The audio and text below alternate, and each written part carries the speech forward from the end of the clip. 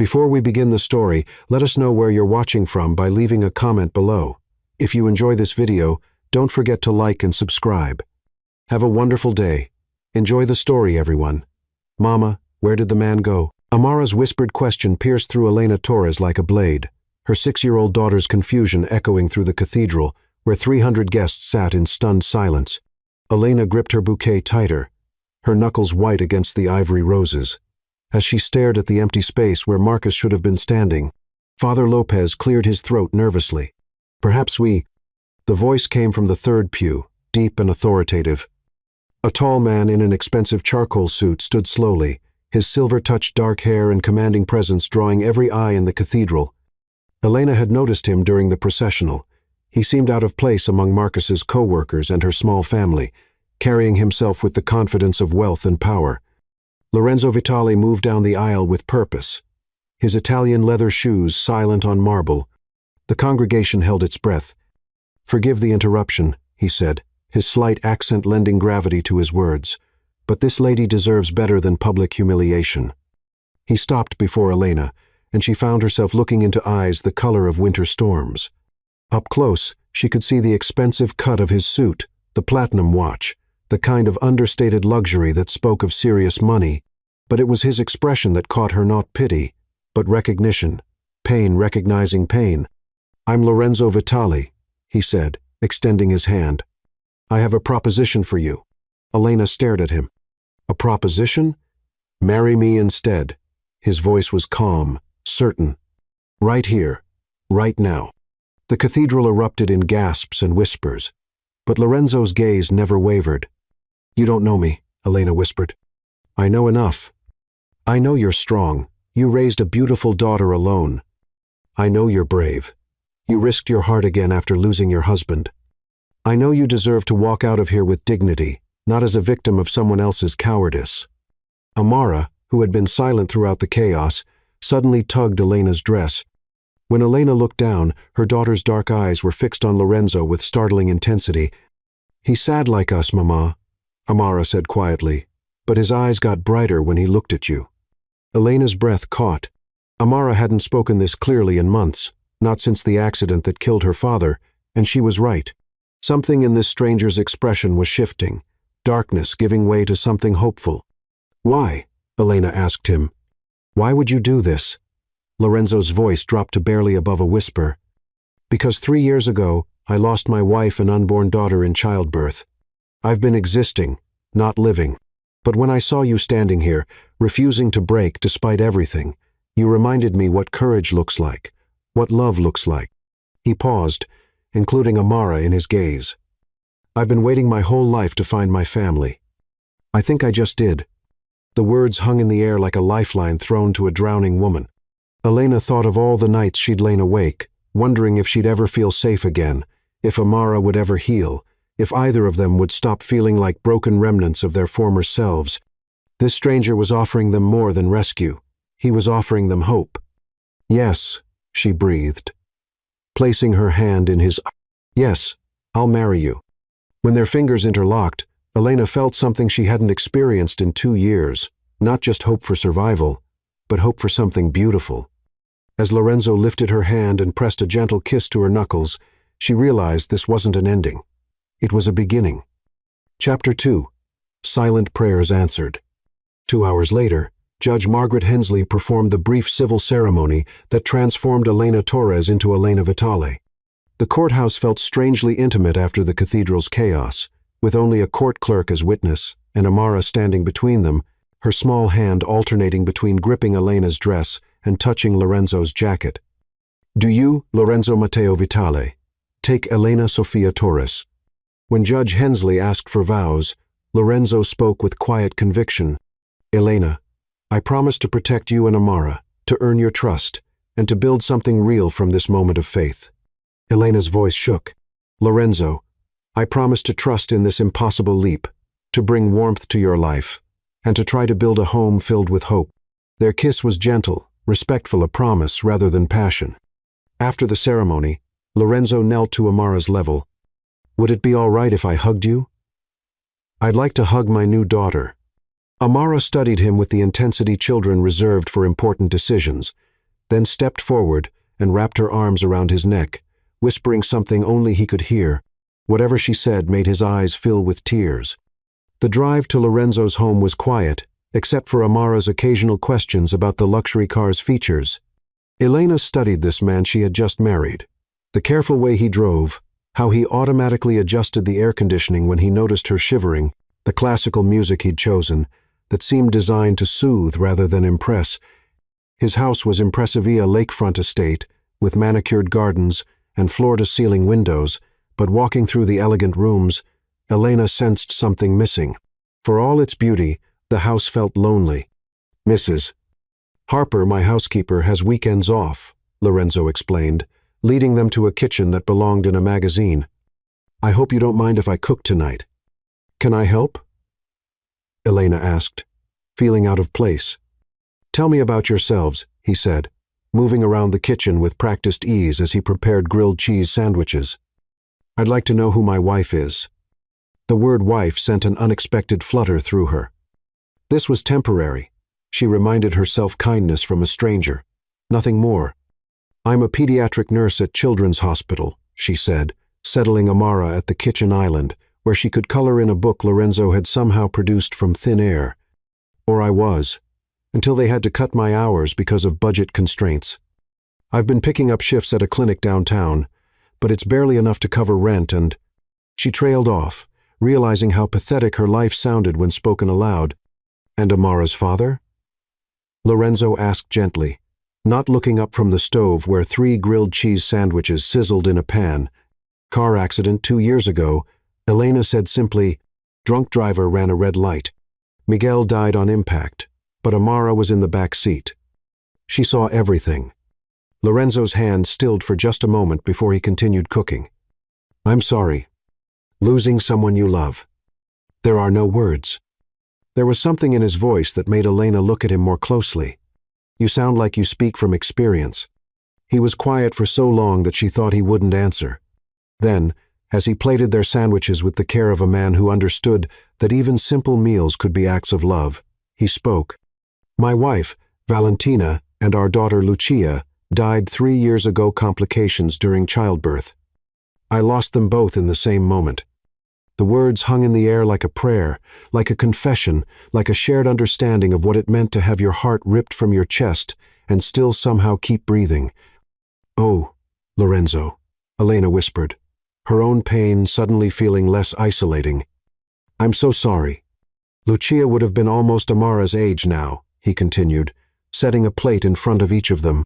"When I saw you both today, standing there so brave and so broken, I saw what my family should have looked like. What I've been praying for without even realizing I was praying." Amara looked up from her coloring, her dark eyes moving between the 2 adults, as if she could sense the weight of what was being shared. Then she did something that made both Elena and Lorenzo freeze. She reached into her small, pursy, tiny white beaded bag that had been her something new for the wedding and pulled out a small photograph. It was wrinkled and worn from being carried everywhere, showing a younger Elena and a handsome black man holding a baby Amara between them. All 3 of them laughing at something outside the frame. "This is my daddy," she said quietly, placing the photo carefully on the counter where Lorenzo could see it. "He was really good at making people laugh. Mama says he would want me to be happy again." Lorenzo picked up the photograph with hands that trembled slightly, studying the faces of the family that had been torn apart by tragedy. "He looks like he was a wonderful father," he said finally, "and he's right. He would want you to be happy." Then Amara did something that shattered every defense Elena had tried to build around her heart. She took the photograph and held it out to Lorenzo. "You can keep this," she said solemnly, "so you can ask him if it's okay for you to be my new daddy." Lorenzo's breath caught audibly, and when he looked at Elena, she saw that his eyes were bright with unshed tears. "Amara, that's very special." "Are you sure?" The little girl nodded seriously. "Mama talks to Daddy sometimes when she thinks I'm sleeping. She asks him to help us not be so sad anymore. Maybe he sent you." Elena felt her own tears threatening to spill over. In all her prayers, in all her desperate whispered conversations with Miguel's memory, she had never imagined an answer like this. She had never imagined that healing could come in the form of a stranger, with kind eyes, and a heart as broken as her own. Maybe he did, Lorenzo said softly, carefully placing the photograph in his wallet. Maybe they both did. Your daddy and my Valentina, maybe they knew we were all meant to find each other. As they ate their simple dinner in the enormous kitchen, something shifted in the space between them. Not love, not yet, but recognition, understanding, the beginning of something that might someday grow into the family they had all lost and desperately needed to find again. And when Amara fell asleep, curled up between them on the massive living room sofa, her head on Elena's lap, and her small hand clutching Lorenzo's finger, Elena allowed herself to believe for the first time in 2 years that maybe, just maybe, they were exactly where they were supposed to be. Chapter 3. The Language of Healing.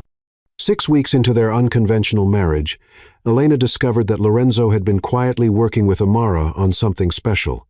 She found them in the kitchen one Saturday morning, Amara giggling as Lorenzo's hands moved in slow, deliberate gestures.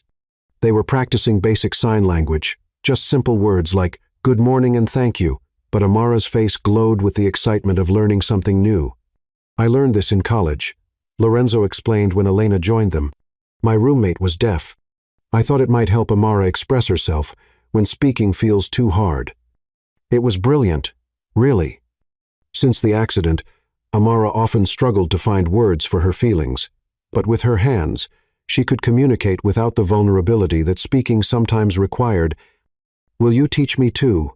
Elena asked, and the smile that spread across Lorenzo's face told her this had been his hope all along. Over the following weeks, their home filled with a new kind of conversation, simple signs at first. Please, thank you, I love you, but gradually expanding as Amara's confidence grew. She began expressing thoughts that had been locked away since the accident, her hands moving with increasing fluency. Elena found the visual language surprisingly natural. Her medical training had given her good hand coordination, but more than that, signing required complete attention. When they communicated this way, they had to face each other, maintain eye contact, be fully present. You're learning quickly. Lorenzo signed to her one evening after Amara had gone to bed. They sat on opposite ends of the sofa, practicing their new vocabulary.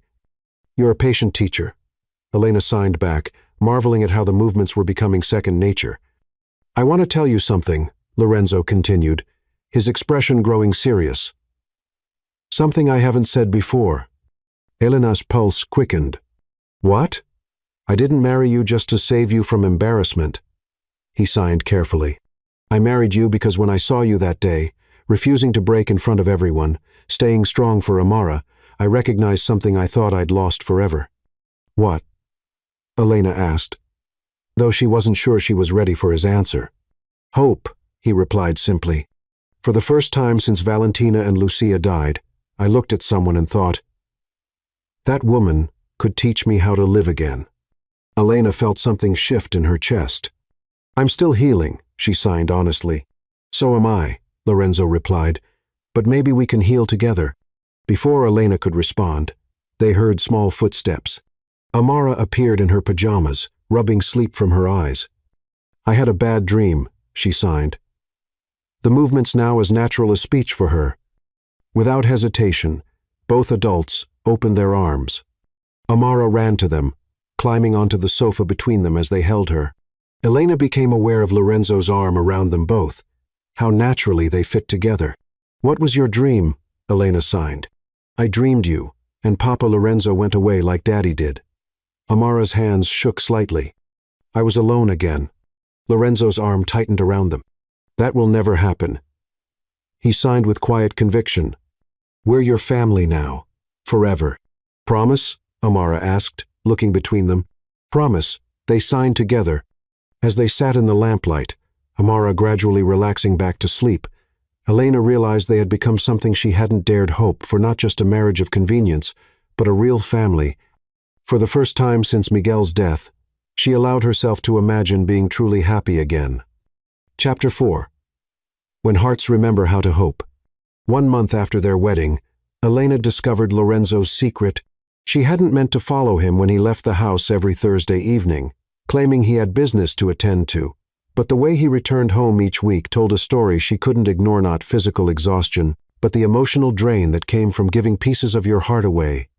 There were other signs. The distant smile at dinner afterward. How he'd hug Amara longer on Thursday nights, as if she reminded him of something precious. The small notebook in his jacket pocket filled with careful notes written in his precise handwriting. Elena had learned to read people during her nursing years when a parent was about to break, when a child was hiding pain, when everything was about to change. Her instincts screamed that Lorenzo's Thursday evenings involved something deeply personal, something that both drained and restored him. When Mrs. Harper offered to stay late with Amara, teaching her traditional dumpling making, Elena made her choice. She would follow her husband. The drive through downtown gave her too much time to think. Each mile brought fresh anxiety mixed with something that felt dangerously close to jealousy. Was he meeting someone? An old girlfriend connected to his late wife? The thought twisted her stomach with an emotion she had no right to feel. They were married for practical reasons, after all.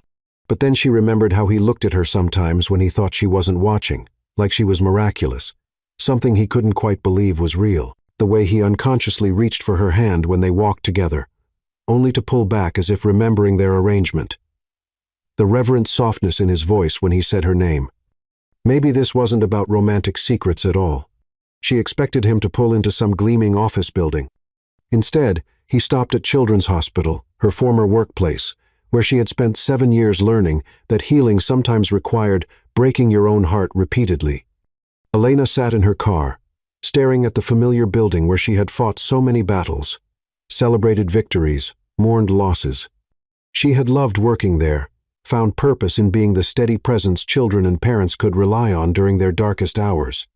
The emotional toll had been enormous, especially as a single mother balancing her own child's needs with her young patient's overwhelming needs. Watching Lorenzo disappear through those glass doors with his canvas bag, moving with practiced familiarity, understanding hit her like a physical blow. Not another woman, children. The need to know overwhelmed her professional boundaries. She called Sofia Torres, her former colleague and friend. "Elena, what's wrong?" Sofia's voice came through immediately. "I need to get inside. It's about my husband, Lorenzo Vitale. I think he's been coming here, and I need to understand why." 20 minutes later, Sofia met her at the security desk. One look at Elena's face told her everything she needed to know. "Jim, this is Elena Torres.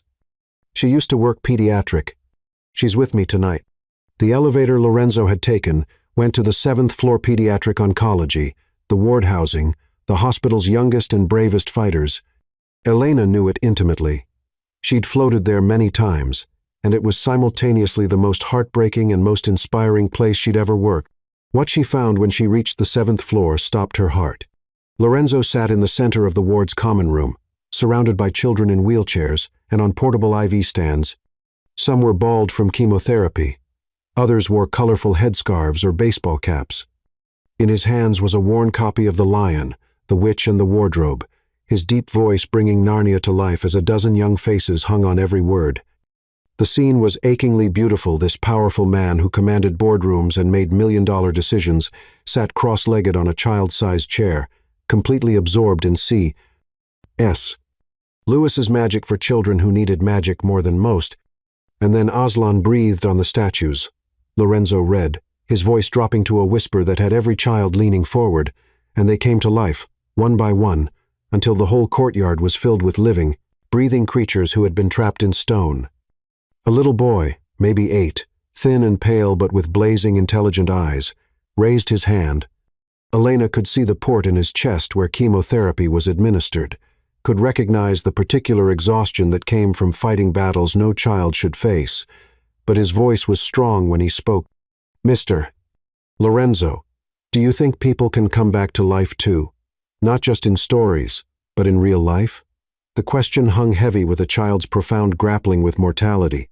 Elena held her breath, wondering how Lorenzo would navigate such depths. He closed the book gently and looked at the boy with tender respect, no condescension, no deflection. He was treating this child's question with the gravity it deserved. "I think, Ethan, that there are different kinds of coming back to life. Sometimes our bodies heal, sometimes our hearts heal, sometimes both. But the most important thing is never stopping belief in magic, the magic of hope, of love, of tomorrow being better than today. Is that what happened to you?"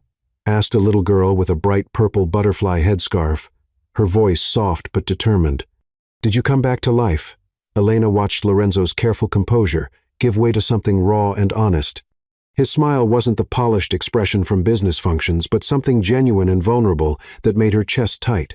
Yes, Lily. Very recently, I came back to life.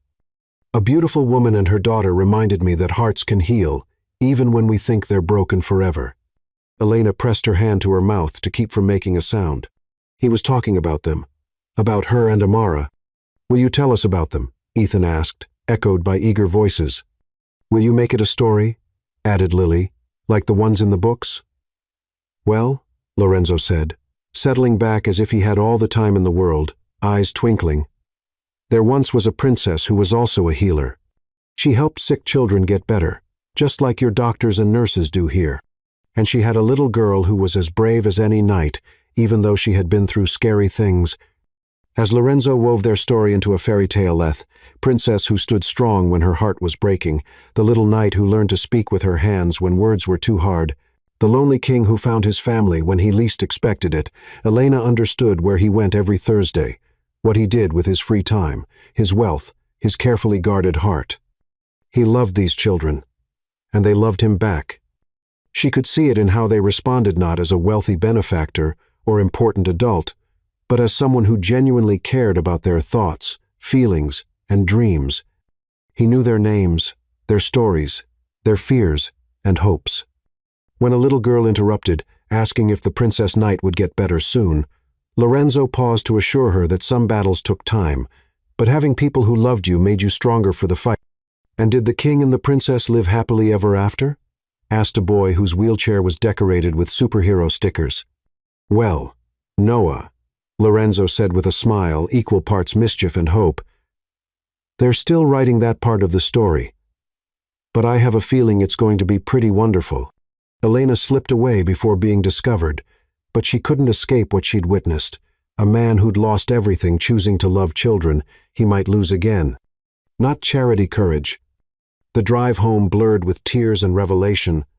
She had thought she understood Lorenzo, successful businessman, grieving widower, man seeking family to fill empty spaces. Tonight revealed layers she hadn't suspected. This wasn't traditional charity, the hands-off giving wealthy people often did for social standing. This was personal, intimate, costly, in ways having nothing to do with money. Lorenzo showed up week after week, allowing himself to love children he might lose, investing his heart in relationships that could break it again. 2 years he'd been doing this. For 2 years, through his own darkest grief, somehow finding strength to be light for others when his world had gone dark. At home, she waited. When Lorenzo arrived, looking tired but peaceful, that familiar expression she now understood, she chose directness. Subtlety had never been her strength, and tonight felt too important for games. I followed you tonight, she said as they settled on the back terrace, the lake stretching like a star-reflecting mirror. Lorenzo went completely still, wine glass halfway to his lips. I see. Why didn't you tell me you read to children with cancer every Thursday? He set down his glass, hands clasping and unclasping. When he finally looked at her, his expression was vulnerable in a way she'd never seen. Because I didn't want you to think I was trying to impress you, he said finally. What I do there, it's selfish, really. Selfish? Elena couldn't hide her disbelief. How is spending Thursday evenings with sick children selfish? Those children face their mortality every day, Lorenzo said, voice rough with emotion. They know things most adults spend their whole lives avoiding. And somehow, they still laugh, still dream, still believe in happy endings. Being with them reminds me that courage isn't the absence of fear, it's choosing hope despite the fear. He turned to face her fully, and in the moonlight, she could see tears tracking down his cheeks. After I lost Valentina and Lucia, I stopped believing in happy endings. I thought my story was over at 35, that I would spend the rest of my life going through motions. Those kids taught me that every day you get to love someone is a gift, even if you might lose them specially. Then Elena felt her breath catch at his raw honesty, the pain and hard-won wisdom in his words. Is that what you're doing with us? She asked quietly. Living each day like it's a gift? Yes, he said simply, the word hanging between them like a vow. Every morning I wake up and hear Amara laughing in the kitchen. Every evening when you fall asleep reading on the couch and I cover you with a blanket. Every moment when you look at me like I might be worthy of your trust. It's all a gift I never thought I'd receive again. Ethan asked if people can come back to life, Elena said, remembering the little boy's profound question. What did you think of my answer? I think you gave him hope, Elena said. But I want to know your real answer. The one you didn't say in front of the children. Lorenzo met her eyes, and she saw everything he had been hiding, all the love and fear and desperate hope he had been afraid to acknowledge. My answer is that I was dead for 3 years, and then I met you and Amara.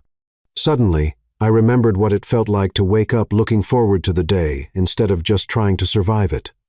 Standing in the moonlight, listening to gentle water lapping the shore and distant sounds of Amara playing upstairs, Elena felt something shift inside her, not just gratitude or comfort, but something warmer, deeper.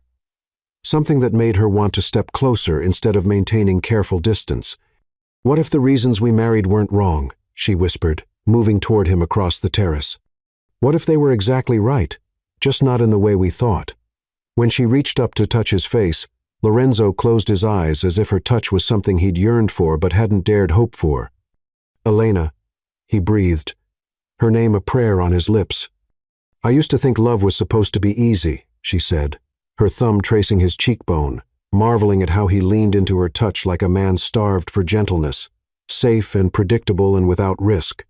But watching you with those children tonight, seeing how you love them despite knowing how fragile their lives are. She paused, gathering courage. Maybe the best kind of love requires bravery. Maybe it requires choosing to love, even when you know it might hurt. Are you feeling brave tonight? He asked softly, hands covering hers where they rested against his face. Elena thought about everything that had led them here, the worst day of her life, somehow becoming the first day of something beautiful, how Amara had bloomed under Lorenzo's patient care, how her own heart had begun hoping again, despite every reason to protect it. She thought about the children on the 7th floor, fighting battles they shouldn't have to fight. Still choosing hope and joy and love, despite uncertainty. If they could be that brave, maybe she could too. Yes, she whispered, I think I am. When Lorenzo kissed her, really kissed her this time, not the careful, tentative brush from their courthouse wedding, Elena kissed him back with all the hope she'd been afraid to acknowledge, all the love she'd been too scared to admit, all the dreams she'd thought lost forever. His hands tangled in her hair, and she could taste salt on his lips from tears she wasn't sure were his or hers. This wasn't the desperate passion of people trying to forget pain, but something deeper, the careful, reverent love of people who had learned that every moment of happiness was precious, that every chance to love and be loved was a miracle not to be wasted. When they finally broke apart, both breathing hard, Lorenzo rested his forehead against hers and smiled through his tears. I love you, he said simply, as if the words had been waiting inside him for months, waiting for this moment when it was finally safe to let them out. I love your strength, your kindness, the way you love Amara with your whole heart. I love how you see the best in people, how you fight for what matters, how you make me believe in second chances. I love you too, Elena whispered back, the words feeling like coming home after a long, difficult journey. I love your gentleness, your generosity, the way you give pieces of your heart to children who need hope. I love how you make us feel safe, how you've given us a real home, how you love Amara like she's your own. Standing there, with moonlight dancing on the lake and Amara's laughter drifting from inside the house, Elena understood what Lorenzo had been trying to tell her, what those brave children had taught him about living and loving and choosing hope. Sometimes, coming back to life meant having the courage to love again. Even knowing love always carried the risk of loss. Sometimes, it meant believing that the people who found you in your darkest moments might be exactly the people you were meant to find all along. And sometimes, if you were very lucky and very brave, that courage was rewarded with something even more beautiful than what you'd lost, not a replacement, but a new beginning, to a second chance at the kind of love that made everything else worthwhile. As they stood holding each other under the stars, Elena knew tomorrow would bring new challenges, new fears to face and overcome.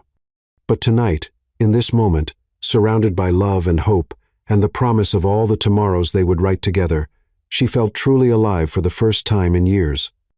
And in the distance, barely audible over the sound of water and wind and their own hearts beating in time, she could swear she heard the sound of children laughing, Ethan and Lily and Noah and all the other brave souls on the 7th floor, choosing joy despite uncertainty, teaching the adults around them that love, always and forever, was worth the risk. Chapter 5. The First I Love You. The Saturday morning of their family picnic dawned crisp and golden, with the kind of autumn light that made everything look like it had been touched by magic. Lorenzo had suggested the outing the night before, after finding Elena staring wistfully out the kitchen window at the lake that sparkled behind their home. "I used to dream about family picnics when I was little," she had confessed, leaning against the counter as he cleaned up after dinner. "My father always promised we'd have them when I was older, but there never seemed to be enough time, enough money, enough peace." "Then let's have one tomorrow," Lorenzo had said simply, as if creating childhood dreams was the easiest thing in the world. "The grounds here are perfect for it, and I happen to know that Amara has been wanting to try out those sketching supplies we bought her." Now, watching him load a wicker basket that looked like it belonged in a magazine spread about perfect family moments, Elena felt that familiar flutter of disbelief that this was actually her life. 3 months ago, she had been struggling to make rent on a cramped apartment, working double shifts just to keep food on the table, wondering if she and Amara would ever feel safe again.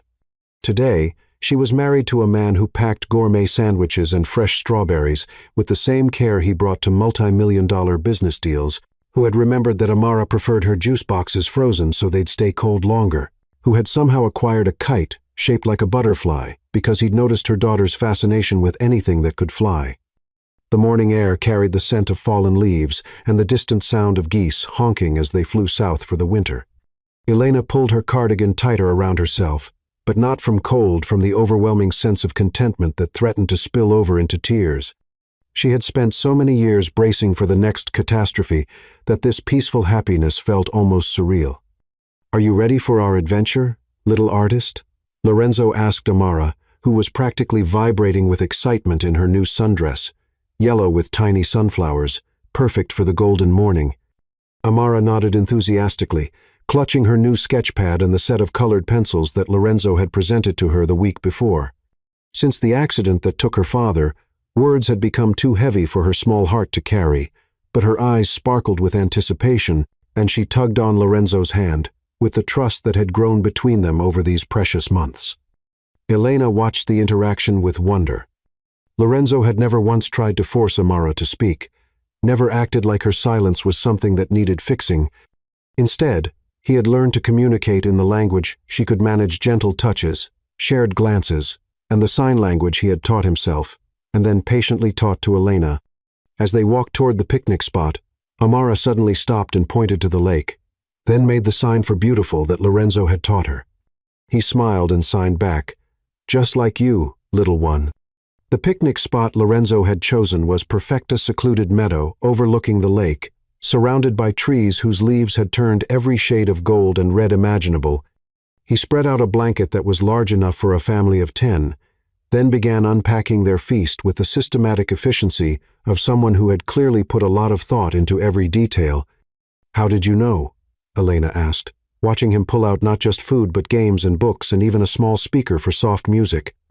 There were cloth napkins instead of paper ones, real glasses instead of plastic cups. And somehow, he had even managed to pack fresh flowers in a small vase. "How did you know exactly what we needed?" Lorenzo paused in his unpacking, a container of fresh fruit salad in his hands, and looked at her with an expression that was both vulnerable and determined. "Because I've been dreaming about this too," he said simply. "Maybe not picnics specifically, but family moments, real ones. The kind where everyone is happy and safe, and no one is looking over their shoulder waiting for the next disaster." He set down the fruit salad and reached for her hands, his thumb brushing over her wedding ring, the simple gold band he had slipped onto her finger in that courthouse ceremony that had felt more like a business transaction than a wedding. "Valentina and we used to talk about the family we'd have someday: Sunday morning pancakes, bedtime stories, teaching our children to ride bikes and tying their shoes, and all those ordinary, beautiful moments that make up a life together." His voice grew thick with emotion. I never thought I'd get a second chance at that. I never thought I'd want one. But watching you with Amara, seeing how you pour everything you have into loving her, protecting her, giving her the childhood she deserves despite everything you've both been through." He shook his head, wonder clear in his voice. "You've made me believe in family again, Elena, in love, in the possibility that broken people can find healing together." Elena felt tears spill over her cheeks before she could stop them. "Lorenzo," she whispered, using the name that had become hers alone to say, "I'm so scared." "Of what, amore mio?" The endearment slipped out in Italian, and somehow, hearing him call her my love in his grandmother's language, made it feel even more precious. "Of this being too good to be true, of you realizing that we're more trouble than we're worth, of Amara getting too attached and then losing another father figure." She wiped her eyes with shaking hands. "Of letting myself fall completely in love with you, and then having my heart broken all over again." "Elena." He cupped her face in his hands with infinite gentleness. "Look at me, beautiful girl." She met his eyes, those dark eyes that held such warmth and certainty. "I'm not going anywhere," he said firmly. "Not today, not tomorrow, not ever. You and Amara are my family now. You're my heart, and I will spend every day for the rest of my life proving to you that this is real, that this is forever." Before Elena could respond, Amara came running back from her exploration of the meadow, her arms full of wildflowers and her face glowing with pure joy.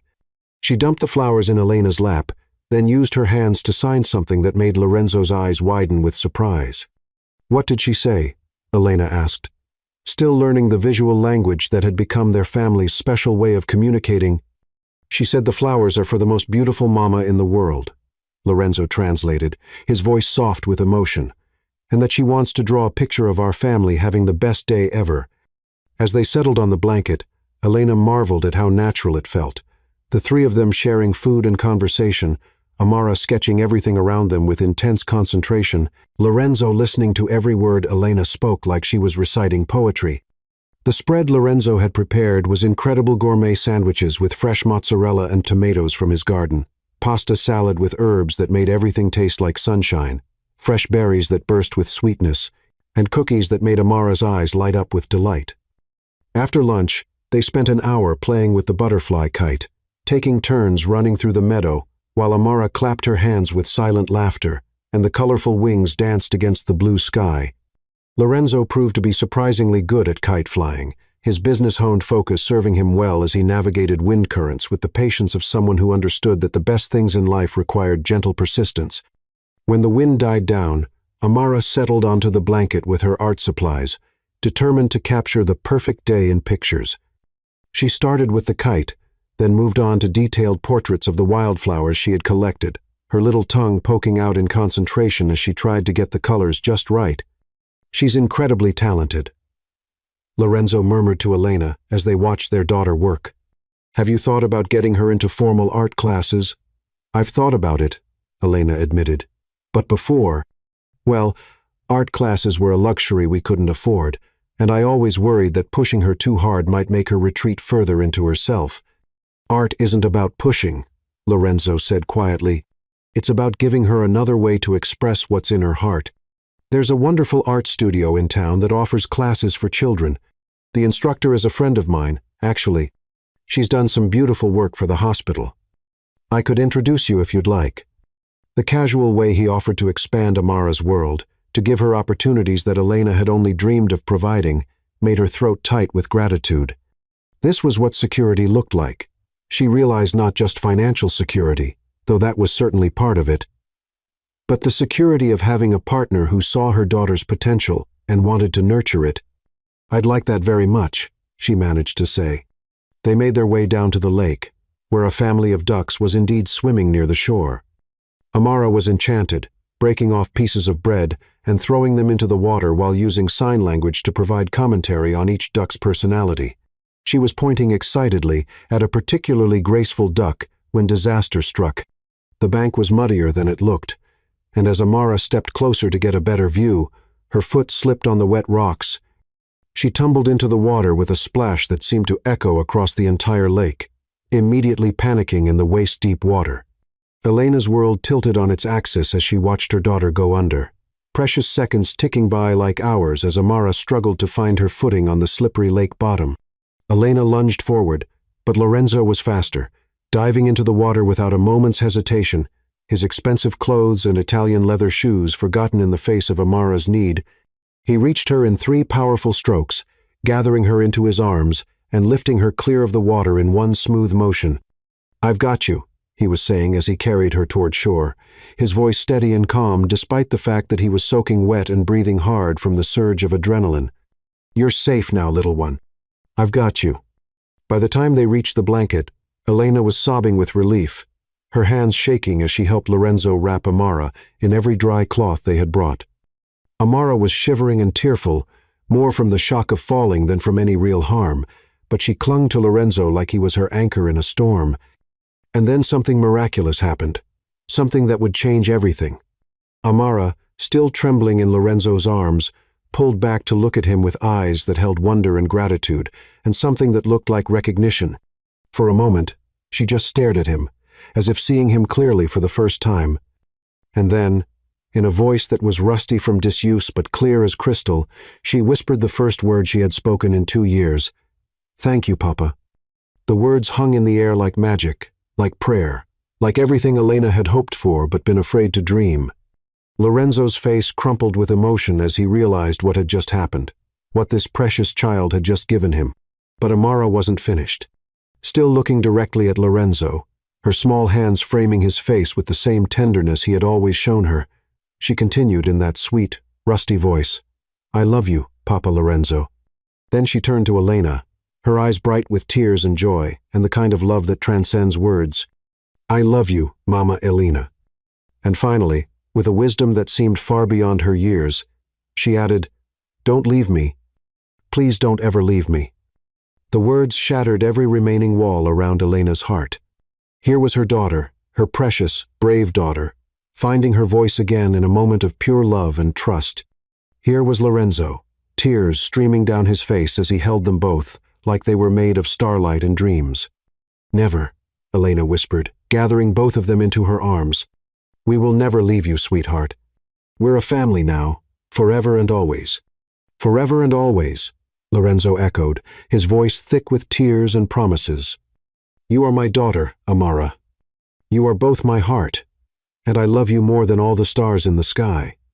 As they sat there on their picnic blanket, wrapped in damp clothing and overwhelming joy, with Amara chattering softly about how this was the best day ever and how she wanted to draw Papa Lorenzo saving her like a hero in a fairy tale, Elena realized that she had finally found what she hadn't even known she was looking for. Not just safety, not just security, but a love so deep and true that it could bring back lost voices, heal broken hearts, and transform 3 wounded souls into one unbreakably strong family. That evening, after Amara had been bathed and fed and tucked into bed with a new story and the promise that tomorrow would bring more adventures, Elena found herself alone with Lorenzo on the terrace, overlooking the lake. "She spoke," Elena said softly, still barely believing it. After 2 years of silence, she spoke. "She called me Papa," Lorenzo replied, his voice full of wonder. "Me, a man who thought he'd never get to hear that word again. You saved her, Lorenzo, in every way that matters. You saved her." He turned to face her fully, his eyes intense with emotion. "No, Elena, you both saved me. Before you came into my life, I was just existing, just going through the motions. But you gave me purpose again, love again, hope again." Elena stepped closer, her heart pounding with the weight of everything she had been too afraid to say. "I love you," she whispered, the words tumbling out like a confession. "I love you, Lorenzo. I love the way you make Amara laugh, the way you jumped into that water without hesitation, the way you've given us a home that's about more than just safety." "Elena," he breathed, her name a prayer on his lips. "I love your kindness, your strength, the way you look at me like I'm something precious instead of something broken. I was so scared of falling in love again, but you made it impossible not to." Lorenzo stepped closer, his hands coming up to frame her face with infinite tenderness. "I love you too, Elena, more than I thought it was possible to love anyone. You and Amara are my family, my heart, my home. And then he kissed her soft and sweet and full of all the promises they were finally ready to make to each other. This kiss was different from their tentative first kiss weeks ago. This was a declaration, a commitment, a sealing of the vows they had spoken in a courthouse but were only now speaking with their hearts. When they finally broke apart, both breathing hard and clinging to each other, Lorenzo smiled against her lips. "So," he said, his voice warm with love and just a touch of humor, "I guess this means our marriage of convenience just became a marriage of love." Elena laughed, the sound bright and free and full of the joy she had forgotten she was capable of feeling. "I guess it did," she agreed. "Though I have to say, falling in love with my husband has got to be the best plot twist of my entire life." "Mine too, Amore," he murmured, pulling her close. "Mine too."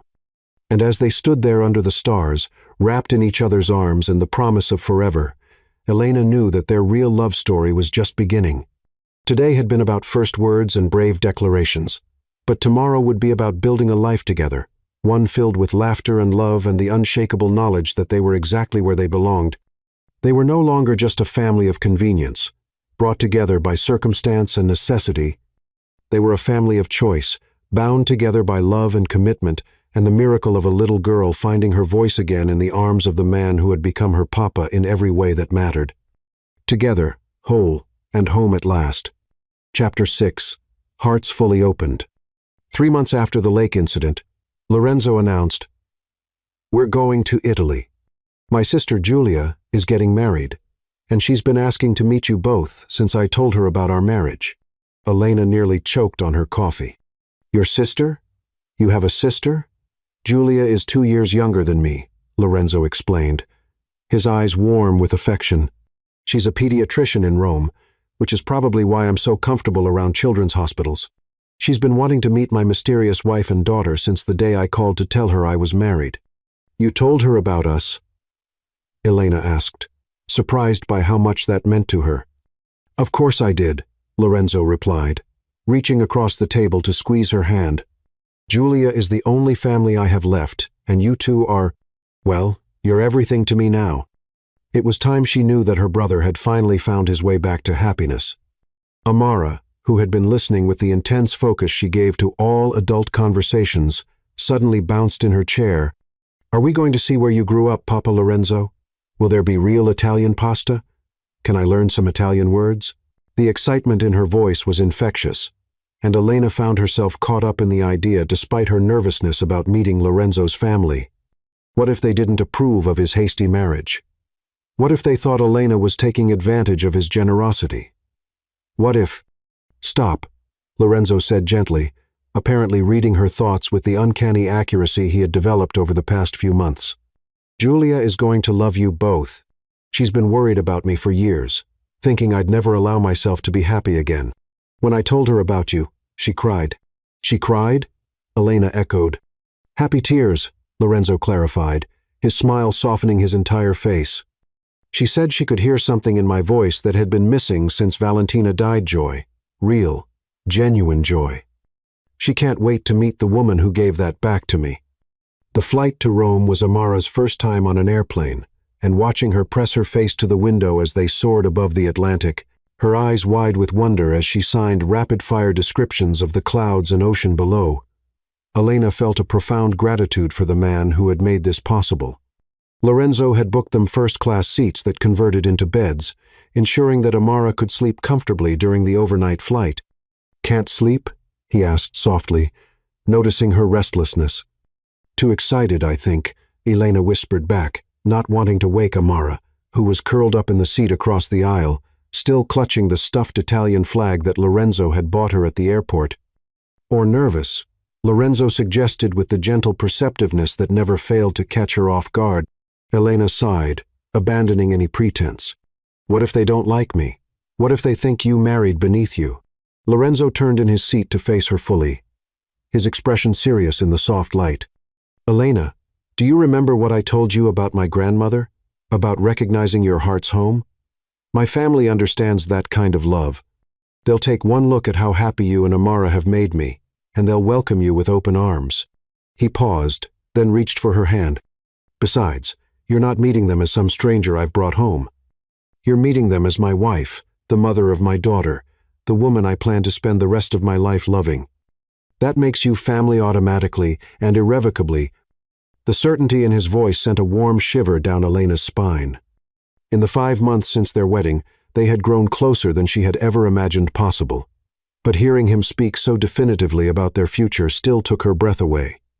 "The rest of your life?" she asked, her voice barely audible over the quiet hum of the airplane engines.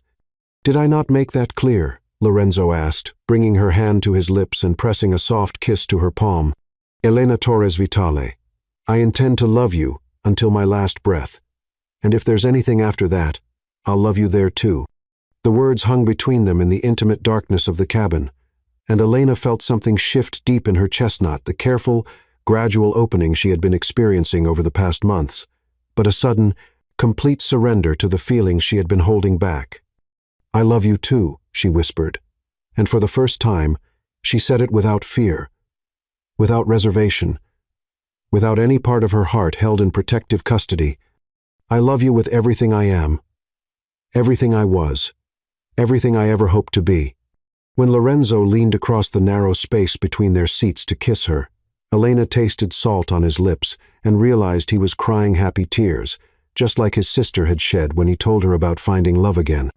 They landed in Rome as the sun was rising, painting the ancient city in shades of gold and amber that made it look like something from a Renaissance painting. Julia was waiting for them at the airport, and Elena knew her immediately. She had the same storm-gray eyes as Lorenzo, the same elegant bone structure, and the same warm smile that could light up an entire room. "Lorenzo!" Julia cried, throwing her arms around her brother with the unself-conscious affection of someone who had clearly been waiting for this reunion for months. Then she turned to Elena and Amara, and her smile grew even brighter. "You must be Elena," she said in accented but perfect English, pulling Elena into a hug that felt like coming home. "And this beautiful little one must be Amara." Amara, who usually required time to warm up to new people, surprised everyone by stepping forward and offering Julia a shy smile. "Papa Lorenzo taught me to say ciao, bella in Italian," she announced proudly. "Ciao, bella yourself, little princess." Julia laughed, crouching down to Amara's level. "Would you like to learn some more Italian words? I know some very good ones for describing gelato." As they drove through the bustling streets of Rome toward the family vineyard in Tuscany, Elena watched Lorenzo transform before her eyes. The careful control he always maintained, the slight formality that was such an integral part of his personality, melted away as he pointed out landmarks to Amara and caught up with Julia about family news and mutual friends. This was Lorenzo in his natural element, surrounded by the people and places that had shaped him, and Elena fell in love with him all over again, seeing this relaxed, uninhibited version of the man she had married. The vineyard was everything she could have imagined, and morarling hills, covered with neat rows of grapevines, a villa that looked like it had been standing for centuries, and gardens that seemed to bloom with every flower known to humanity. Julia's fiancé, Luca, was a warm, laughing man who immediately challenged Amara to a game of soccer in the courtyard, while the adults settled in for aperitifs on the terrace.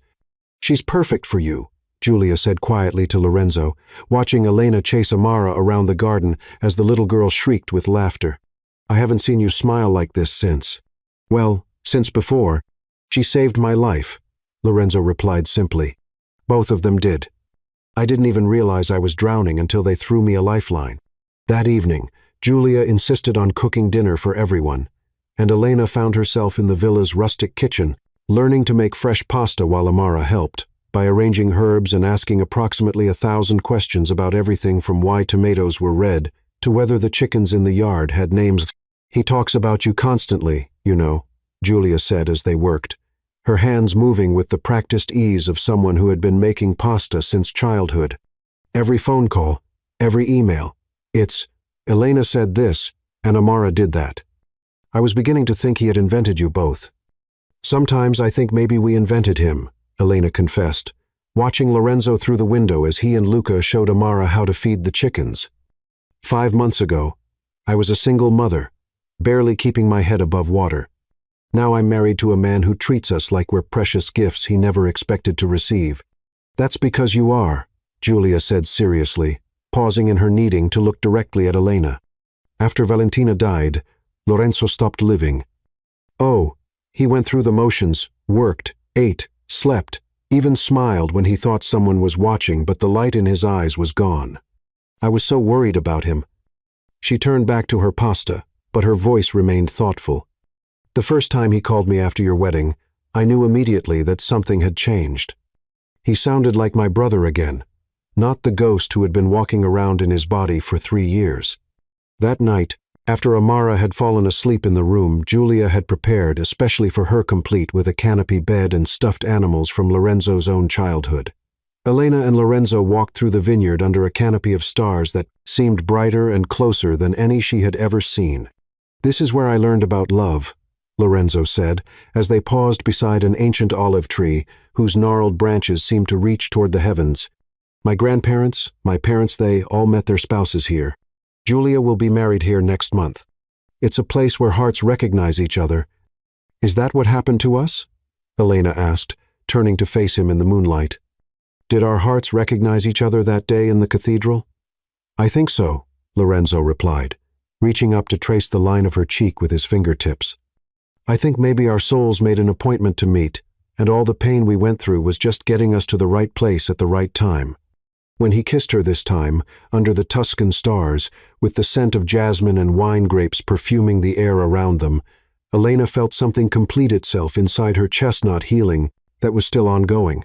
But wholeness, the sense that all the broken pieces of her life had finally arranged themselves into something beautiful. "Lorenzo," she whispered against his lips. I need." "What do you need, my love?" he asked, his voice rough with desire and tenderness in equal measure. "You," she said simply. "All of you. Tonight." They made love for the first time in the room where Lorenzo had spent summers as a child, surrounded by family photographs and the lingering scent of his grandmother's lavender. It was everything Elena had dreamed it would be, and nothing like anything she had experienced before. Tender and passionate, desperate and patient, as if they had all the time in the world and no time at all. Afterward, as they lay entwined in the moonlight streaming through ancient windows, Lorenzo pressed his lips to her hair and whispered words in Italian that she didn't understand but felt in her bones. "What did you say?" she asked sleepily. "I said ti amo per sempre," he translated, his voice soft with wonder. "It means, I love you forever. But in Italian, it sounds like a promise, like something sacred." "Ti amo per sempre," Elena repeated carefully, testing the foreign words on her tongue. "Is that right?"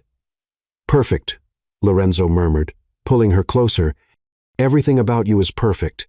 As she drifted off to sleep in his arms, surrounded by the warmth of his family's acceptance and the promise of a love that felt strong enough to weather any storm, Elena realized that she had finally found what she hadn't even known she was looking for. Not just love, but belonging. Not just happiness, but home. And tomorrow, she would wake up as Mrs. Lorenzo Vitale, not just in name, but in every way that mattered: body, heart, and soul. Chapter 7: Creating Our Legacy. 8 months into their marriage, Elena woke on Christmas morning to find adoption papers under the tree. After months of legal proceedings, home visits, and court appearances, Lorenzo had officially become Amara's father. "It's final," Lorenzo said, watching her read, "As of yesterday, I am legally Amara's father. She's ours, Elena. No one can ever question that again." Elena looked up at him through tears that blurred her vision, remembering all the nights she had lain awake, worrying about what would happen to Amara if something happened to her, all the fears about custody battles and social services, and the 1,000 ways a single mother's security could crumble in an instant. "How?" she whispered. "I've been working with lawyers since August," Lorenzo explained, reaching out to wipe away the tears that were now flowing freely down her cheeks. "The process would normally take much longer, but when you have the resources to hire the best family attorneys in the state and a little girl who is very clear about what she wants, bureaucracy tends to move faster. What I want is Papa Lorenzo to be my real daddy forever," Amara announced matter-of-factly, climbing into Lorenzo's lap with the easy confidence of a child who had never doubted her place in his heart. "I told the judge that, and the nice lawyers, and everyone who asked. I told them Papa Lorenzo loves me more than chocolate, and Mama says that's the most love there is." Lorenzo's laugh was choked with tears as he held his daughter, his legal, official, permanent daughter, against his chest. More than chocolate, more than anything in the entire universe, he confirmed, pressing a kiss to the top of her head. The rest of the morning passed in a blur of wrapping paper and delighted squeals, but Elena found herself repeatedly drawn back to those adoption papers, to the official seal that made their family real in the eyes of the law. It wasn't that she had doubted Lorenzo's commitment, had proven his love for Amara in 1,000 ways over the past 8 months, but having it formalized, having the legal protection that meant no one could ever question his right to be her father, filled a void she hadn't even fully acknowledged. Later that afternoon, after Amara had fallen asleep surrounded by new art supplies and books and the elaborate dollhouse that Lorenzo had somehow had custom-made to look exactly like their home, Elena found him in his study, staring pensively out at the lake. "Thank you," she said simply, moving to stand beside his chair. "For what?" "For giving her security. For giving us both security. For making her yours in every possible way." Lorenzo turned in his chair to face her, reaching out to pull her down onto his lap. "Elena, she was already mine. The papers just make it official. From the moment I saw her standing beside you at that altar, scared and trying to be brave for her mama, she was my daughter. Biology doesn't make a father choice, does. Love does. Showing up every day does." "Is that what your father taught you?" Elena asked, settling more comfortably in his arms. "No," Lorenzo said quietly. "That's what I learned by not having a father who understood those things. My father loved me, but he was always working, always building his business, always convinced that providing for us financially was enough. He missed most of my childhood in pursuit of success." He was quiet for a moment, his fingers tracing gentle patterns on her arm. "I swore that if I ever had children, I would be present for every moment I possibly could. I would know their dreams, their fears, their favorite foods, and least favorite chores. I would be the kind of father who showed up." "You are that kind of father," Elena said firmly. "Amara adores you. She lights up every time you walk into a room." "Because she's not afraid I'm going to disappear," Lorenzo replied. "Because she knows that when I say I'll be there, I will be. That's the greatest gift you can give a child who has already lost so much absolute certainty that the people who love her aren't going anywhere." As if summoned by their conversation about her, Amara appeared in the doorway, rubbing sleep from her eyes and clutching the new stuffed elephant that had quickly become her favorite gift. "Are you talking about me?" she asked with the directness that never failed to make both adults smile. "We're talking about how much we love you," Elena said, opening her arms so Amara could climb up and join their family cuddle.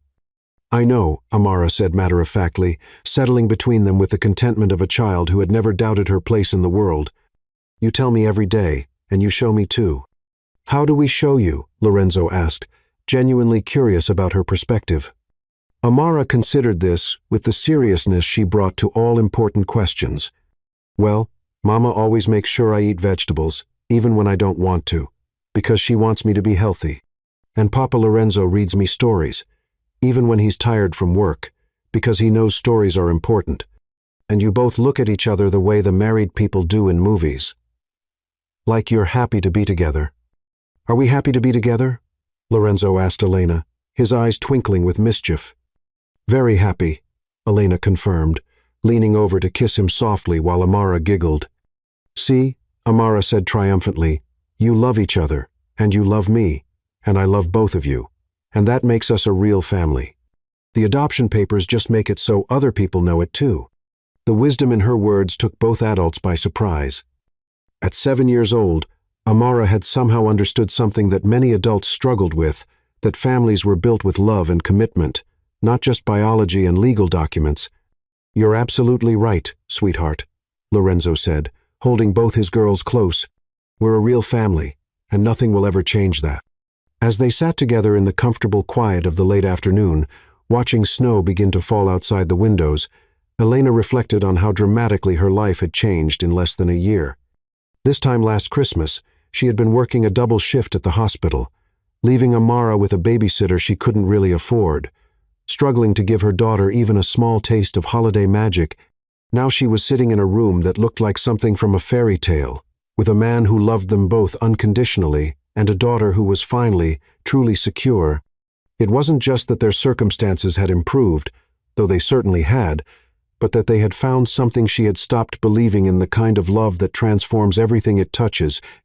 "What are you thinking about?" Lorenzo asked softly, noticing her contemplative mood. "Last Christmas," Elena replied honestly. "How different everything is. How different we are." "Better different?" he asked, though his tone suggested he already knew the answer. "So much better," Elena confirmed. "I used to think that surviving was enough, that keeping Amara safe and fed and reasonably happy was the best I could hope for. I never imagined that we could have this, a real home, a real family, the kind of love that makes everything else possible." "We're just getting started," Lorenzo said, his voice filled with quiet conviction. "This is our foundation, but we're going to build something incredible on it. Years and years of holidays and birthdays and ordinary Tuesday afternoons that feel like gifts, because we're sharing them together." Amara, who had been listening to their conversation with the focused attention she gave to all adult discussions that involved her future, suddenly sat up straighter. "Papa Lorenzo," she said seriously, "will you still be my daddy when I'm grown up, even when I'm old like Mama?" "Hey," Elena protested with mock indignation. "I'm not old, even when she's ancient like Mama." Lorenzo corrected with a grin that earned him a playful swat from Elena. "I'll be your daddy when you're 7 and 17 and 70. I'll walk you down the aisle at your wedding, and I'll teach your children how to ride bikes, and I'll probably still be trying to convince you to eat your vegetables when you're 40. Promise?" Amara asked, holding out her pinky finger. "Promise," Lorenzo said solemnly, linking his finger with hers in the universal gesture of childhood vows. As Elena watched her husband and daughter seal their promise with the gravity that children brought to such rituals, she felt a peace settle in her chest that she had never experienced before. This was what security felt like, not just financial security, though that was certainly a relief, but emotional security. The bone-deep knowledge that the people you loved were committed to loving you back, not just for now, but forever. Outside, the snow continued to fall, blanketing their world in pristine white that made everything look new and full of possibility. And inside, the three of them sat together, planning their future, a future that stretched out before them like an unwritten story, full of chapters they would create together, full of love they would build day by day, moment by moment, choice by choice. It was, Elena thought, as Amara finally drifted back to sleep in their arms, the most perfect Christmas gift she had ever received, the absolute certainty that their love story was just beginning. Chapter 8. Love Multiplied. February brought with it a discovery that would change their family forever, though it began with something as simple as Elena feeling unusually tired during what should have been a routine day. She had been working at the grief counseling center they had opened together, the culmination of months of planning and Lorenzo's generous funding combined with her medical expertise and deep understanding of loss. The center was everything they had dreamed it would be: warm, welcoming space where children and families could find support, healing, and hope in the aftermath of tragedy. Elena loved the work, loved seeing children like the little girl whose mother had died in a car accident begin to smile again, loved watching teenagers who had lost siblings learn to carry their grief without being crushed by it. But lately, she had been struggling to keep up with her usual energy levels, finding herself exhausted by midday and fighting waves of nausea that she attributed to stress. It was Amara, with the uncanny perceptiveness that children sometimes possessed, who first voiced what Elena had been too afraid to consider. "Mama," she said one evening as they sat at the dinner table, "you look different." "Different how, sweetheart?" Elena asked, though she had noticed the changes herself, the way her clothes felt slightly tighter, the way certain smells made her stomach turn, the way she seemed to need more sleep than usual. "Like you have a secret inside you," Amara said seriously, tilting her head as she studied her mother's face. "Like you're growing something." Lorenzo looked up from his pasta, his fork pausing halfway to his mouth as he registered the implication of Amara's words. His eyes met Elena's across the table, and she saw her own dawning realization reflected there. "Growing something," Lorenzo repeated carefully. His voice neutral, but his eyes intense with hope and fear in equal measure. "Maybe," Elena whispered, her hand unconsciously moving to rest on her still flat stomach. "Maybe I should probably take a test." The next morning, Elena stood in their bathroom, staring at 3 positive pregnancy tests, her heart racing with a mixture of joy and terror that threatened to overwhelm her completely. She and Miguel had struggled with fertility issues for years before Amara was conceived, and the doctors had warned her that another pregnancy might be difficult or even impossible. Yet here she was, carrying Lorenzo's child, carrying their child, and the miracle of it was almost too much to comprehend. "Elena?" Lorenzo's voice came through the bathroom door, gentle but concerned. "Are you all right? You've been in there for 20 minutes. With trembling hands, Elena opened the door to find him standing in their bedroom, already dressed for work but clearly unwilling to leave without knowing she was okay. He took one look at her face, at the tears streaming down her cheeks, and the pregnancy test she held like a precious treasure, and his knees actually buckled. "Really?" he whispered, reaching out to brace himself against the doorframe. "Really," Elena confirmed, holding up the test with hands that shook with overwhelming emotion. "We're having a baby, Lorenzo. You're going to be a father again." The sound he made was somewhere between a laugh and a sob as he crossed the space between them in 2 quick strides, gathering her into his arms and spinning her around the bedroom while she laughed and cried, and held on to him like an anchor in a storm of pure joy. "I can't believe it," he kept saying, setting her down carefully and immediately placing both hands on her stomach, as if he could somehow sense the tiny life growing there. "After Valentina and Lucia, I thought, I never imagined I would get another chance to be a father from the very beginning." "Are you happy?" Elena asked, though the answer was written clearly across his face in the form of the biggest smile she had ever seen him wear. "Happy doesn't begin to cover it," Lorenzo replied, cupping her face in his hands and kissing her with such tenderness that she felt her heart might burst from the sheer intensity of his love.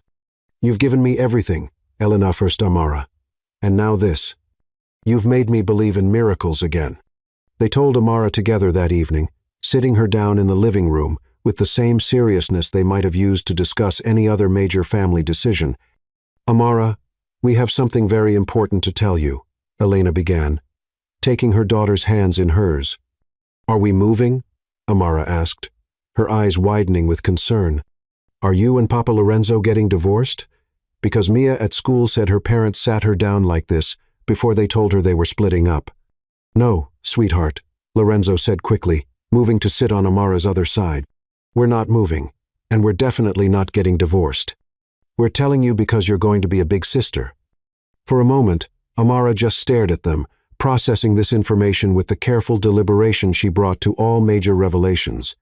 Then, slowly, a smile began to spread across her face until it rivaled the sun for brightness. "A baby," she whispered, as if speaking too loudly might somehow make it untrue. "A baby," Elena confirmed, placing Amara's small hand on her stomach. "Your little brother or sister is growing right here, and they'll be born sometime in the fall." What happened next was something Elena would remember for the rest of her life. Amara leaned down and placed her ear against Elena's stomach, listening intently as if she might be able to hear something. "Hi, baby," she whispered to Elena's belly, her voice filled with such love and wonder that both adults felt tears spring to their eyes. "I'm your big sister, Amara, and I'm going to teach you everything. I'm going to teach you how to draw and how to sign and how to make Papa Lorenzo laugh, and I'm going to love you so much that you'll never be scared of anything." Lorenzo reached over and pulled both his girls into his arms, holding them close as they celebrated the miracle that was growing inside Elena's body. In that moment, surrounded by the warmth of his family's love, he felt a completeness that he had never experienced before, not even in his first marriage, which had been built on different foundations. This love, this family, felt like destiny finally fulfilled. Elena's pregnancy progressed normally at first, but during her second trimester, her blood pressure began climbing. Her doctor recommended reduced activity and frequent monitoring. "I'm worried," Elena admitted one evening, her hand on her growing belly. "The doctor says it's manageable," Lorenzo replied, covering her hand with his. "We're monitoring everything carefully. You and the baby are going to be fine." The months of careful monitoring were challenging but brought unexpected closeness. Amara took her big sister role seriously, and Lorenzo worked from home whenever possible to stay close. "He's going to be so lucky," Elena said one afternoon as she lay on the sofa while Amara practiced piano in the next room.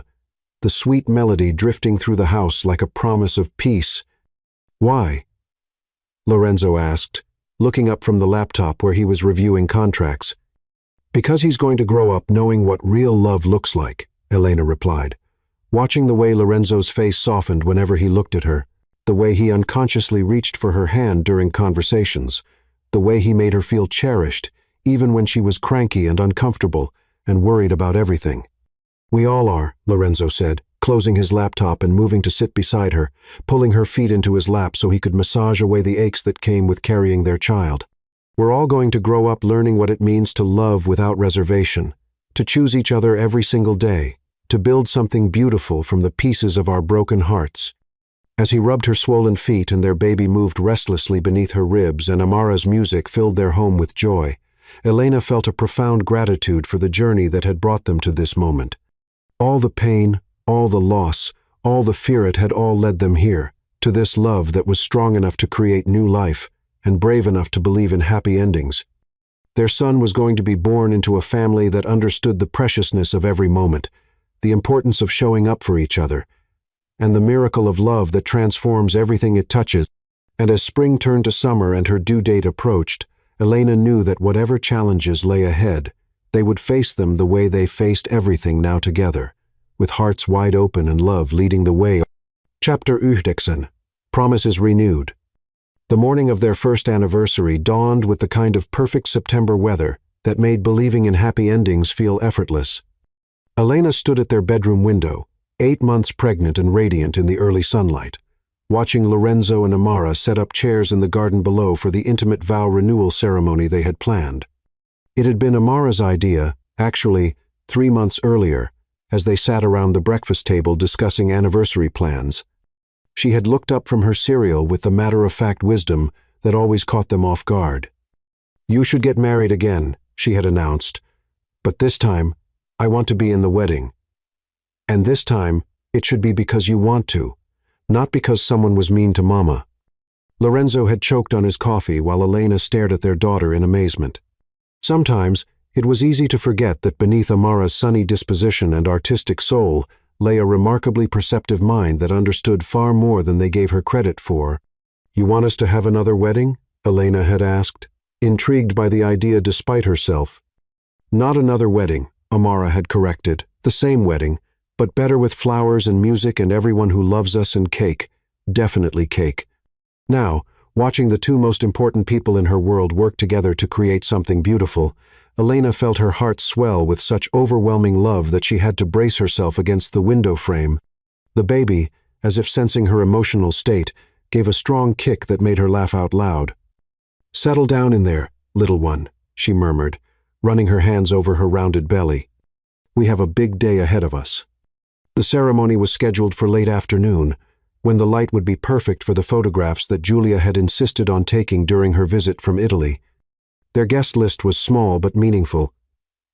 Julia and Luca, who had flown in specifically for the celebration. Dr. Flound, Catherine Hayes, Elena's former supervisor from the hospital, who had become a dear friend.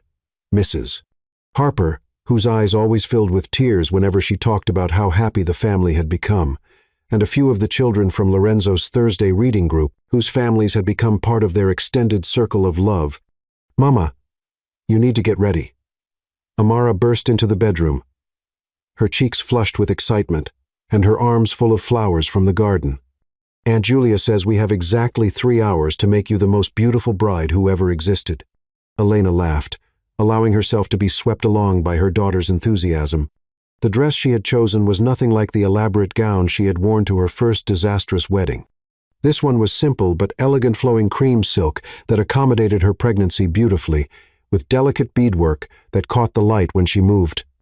Julia had brought antique pearl earrings that had belonged to their grandmother, and Amara had woven baby's breath and roses from their garden into a crown that was perfectly imperfect, just like their family.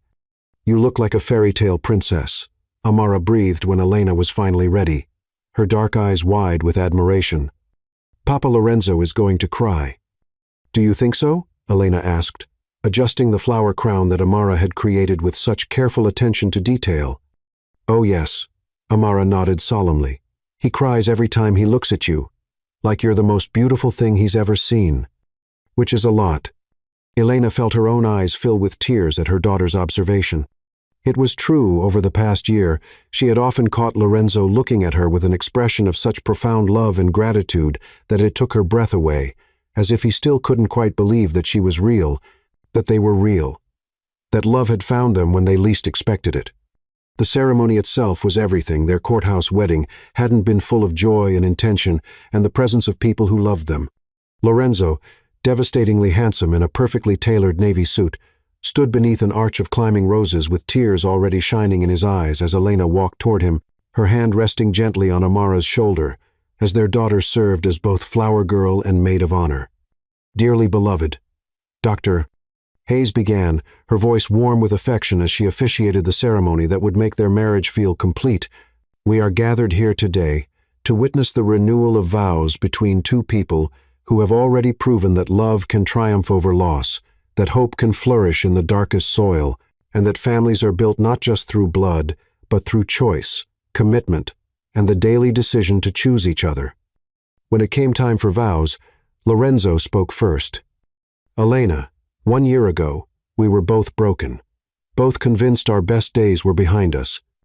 You gave me Amara, purpose, and now our son growing inside you.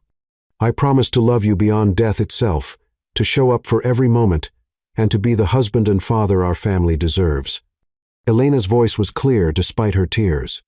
"Lorenzo, you didn't just marry me. You saw worth in my broken pieces. You taught Amara to trust again, and me to hope again.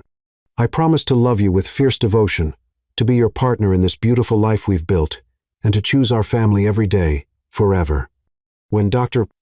Hayes pronounced them husband and wife again, and for always, Lorenzo's kiss tasted of tears and promises, and the kind of love that transforms everything it touches. The small gathering erupted in applause and cheers, but Elena was only aware of Lorenzo's arms around her, Amara hugging both their legs, and the baby moving restlessly as if he too was celebrating. The reception that followed was intimate and perfect, with tables set up in their garden under string lights that twinkled like captured stars. Amara performed the song she had written for the occasion, her clear voice soaring over the gentle murmur of conversation as she sang about families that find each other and love that lasts forever. But it was Lorenzo's speech that left everyone in tears, including several of the tough teenagers from the grief counseling center who had never seen two adults love each other with such obvious joy. "A year ago," he began, rising from his seat with a champagne glass in his hand, "I thought my story was over. I thought the best parts of my life were just memories, that happiness was something that happened to other people, to people who were braver or luckier or more deserving than I was." He looked around at their gathered friends and family, his gaze finally settling on Elena and Amara with an expression that made every heart in the garden melt. But real love doesn't follow the timeline we think it should. Sometimes it comes disguised as the worst day of your life. Sometimes it arrives in the form of a woman in a wedding dress who needs someone to believe in her strength, and a little girl who needs someone to show her that not all men leave. Lorenzo's voice grew thick with emotion as he continued. "Elena and Amara didn't just save my life. They gave me a life worth living. They taught me that healing isn't about forgetting the past, but about being brave enough to build a future. They showed me that love isn't something you find once and lose forever. It's something you choose every day in 1,000 small ways." He raised his glass higher, his eyes shining with unshed tears. "So here's to my wife, who is the strongest, most beautiful, most extraordinary woman I have ever known. Here's to my daughter, who reminds me daily that courage comes in many forms, including the form of an 8-year-old girl who decided to trust a stranger with her heart. And here's to the son who is on his way, who will grow up knowing that he is the product of a love so deep and true that it literally created new life from the ashes of old grief." The toast that followed was thunderous, but Elena barely heard it over the sound of her own heart beating in perfect rhythm with the two hearts that belonged to her completely. As Lorenzo sat back down beside her, pulling both her and Amara into his arms, she felt their son kick strongly, as if he was adding his own celebration to the evening's joy. "Happy anniversary, Mrs. Vitale," Lorenzo whispered against her ear, his voice full of promises for all the anniversaries still to come. "Happy anniversary, Mr. Vitale," she whispered back, knowing that this moment surrounded by love, carrying their child, watching Amara dance with Julia under the stars, was just the beginning of their real love story, the one that would unfold day by day, year by year, choice by choice, until they were old and gray and still choosing each other with the same passion that had brought them together on the worst and best day of both their lives. Chapter 10. The moment love conquers all. The contractions began at 3 o'clock in the morning on a Tuesday in October, just 2 weeks before Elena's due date. What started as mild discomfort quickly escalated into something that had Lorenzo calling their doctor while Elena gripped the bathroom counter, her breathing sharp and focused as she worked through waves of pain that seemed to come faster and harder with each passing minute. "It's too early," she managed to say between contractions, fear creeping into her voice as Lorenzo helped her back to bed. "Babies have their own schedules," Lorenzo replied, his voice calm despite the worry she could see in his eyes. "And our son has already proven he's as impatient as his mother."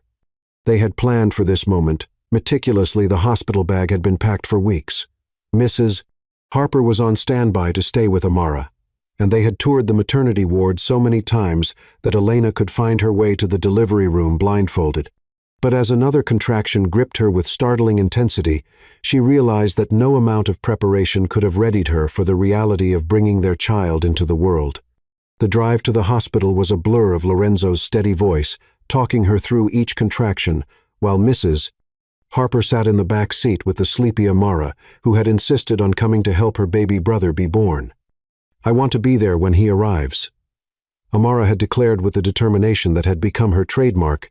"He needs to know his big sister loves him from the very first moment." By the time they reached the maternity ward, Elena's contractions were coming every 2 minutes, and the medical team that had been monitoring her high-risk pregnancy throughout the final months immediately took charge. Dr. Rivera, the maternal-fetal specialist who had become not just their doctor but a trusted friend, met them at the elevator with a calm efficiency that was both reassuring and terrifying. "Elena, we're going to take excellent care of you and this baby," Dr. Rivera said as they wheeled her toward the delivery room. "But I need you to know that your blood pressure is elevated, and we're going to have to monitor both of you very carefully." The next 6 hours passed in a haze of pain, fear, and overwhelming love. Lorenzo never left her side, holding her hand through contractions that seemed to tear through her body with increasing ferocity, wiping her face with cool cloths, and whispering words of encouragement that kept her anchored when the pain threatened to pull her under. Amara, deemed old enough by the hospital staff to be present for her brother's birth, sat in a chair beside the bed with a sketch pad, drawing what she called happy pictures for the baby, while providing a running commentary that somehow managed to keep everyone's spirits up despite the mounting tension in the room. "He's going to have Papa Lorenzo's eyes," she announced during one of Elena's brief respites between contractions. "I can tell because he's already being stubborn like Papa." "I am not stubborn," Lorenzo protested with mock indignation, earning a weak laugh from Elena. "You married Mama after knowing her for 2 hours," Amara pointed out with 8-year-old logic. "That's definitely stubborn. Good stubborn, but still stubborn." But as the afternoon wore on, what had begun as a difficult but manageable labor began to take a dangerous turn. Elena's blood pressure continued to climb despite medication, and the baby's heart rate started showing signs of distress that had the medical team exchanging worried glances over her head. "Elena," Dr. Rivera said gently during a brief lull between contractions, "we need to talk about the possibility of a cesarean section. The baby is in some distress, and your blood pressure is reaching levels that concern us." Elena nodded weakly, too exhausted to argue with medical expertise, but she could see the fear in Lorenzo's eyes as he processed the implications of emergency surgery.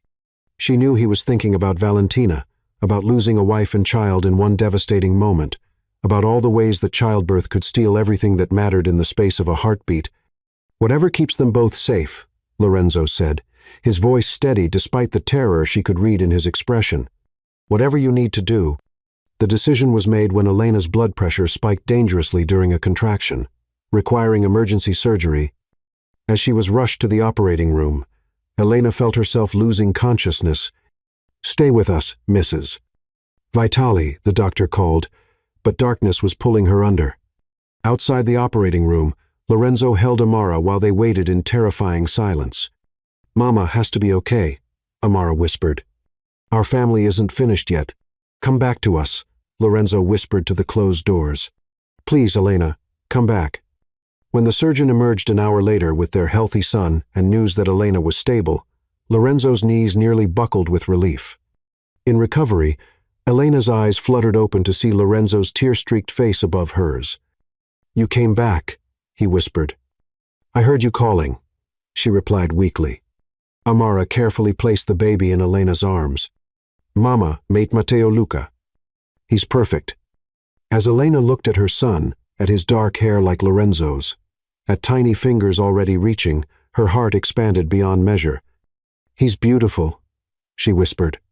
Lorenzo kissed her forehead, then touched Matteo's hand. "You are my miracle. Both of you. You scared me, but you came back to us." Amara curled up beside Elena. "Now our family is complete." In that moment, with Matteo's hand around her finger, Amara warm against her side, and Lorenzo's love surrounding them, Elena knew their love had reached its perfect crescendo strong enough to weather any storm life might bring.